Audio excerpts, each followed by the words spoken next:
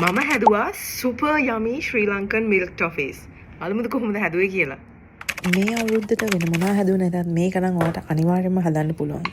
හේ ආයුබෝවන්. ඉස්සලාම ඉන්ග්‍රීඩියන්ට්ස් ටික ඔක්කොම රෙඩි කරගන්න. ඊට පස්සේ සර්ව් කරන ට්‍රේ එකත් ලෑස්ති කරගෙන තමයි මේක හදන්න පටන් ගන්න ඕනේ. sugar milk made tin එකක් ඒ වගේම වතුර කෝප්ප කාලක් මික්ස් කරගන්න හොඳට මික්ස් කරගන්න. ඊට පස්සේ තමයි අපි ලිප ඔන් කරන්නේ. කරලා එක දිගට මේක හැඳි ගන්න තියෙන්නේ. හැඳි ගන්න එක නවත්තන්න බෑ මොකද කැට හැදෙන්න පුළුවන් නිසා. so you have to keep stirring it boil වෙනකල්. boil වුණාට පස්සෙත් එක දිගටම හැඳි ගන්න ඕනේ color එක change වෙනකල්. මේ වගේ dark color එකක් වේගෙන එද්දි ඔයාට ඕනනම් cardamom ටිකක් add කරන්න පුළුවන්. ඒ වගේම vanilla පොඩ්ඩක්. මගේ special ingredient එක තමයි මං chocolate powder spoon එකක් විතර දානවා. ගොඩක් නෙමෙයි පොඩ්ඩක් පොඩි flavor එකක් එන්න. It's really nice when you do it. ඊට පස්සේ ඒක transfer කරනවා අපි butter ගාලා prepare කරගත්ත tray එකට.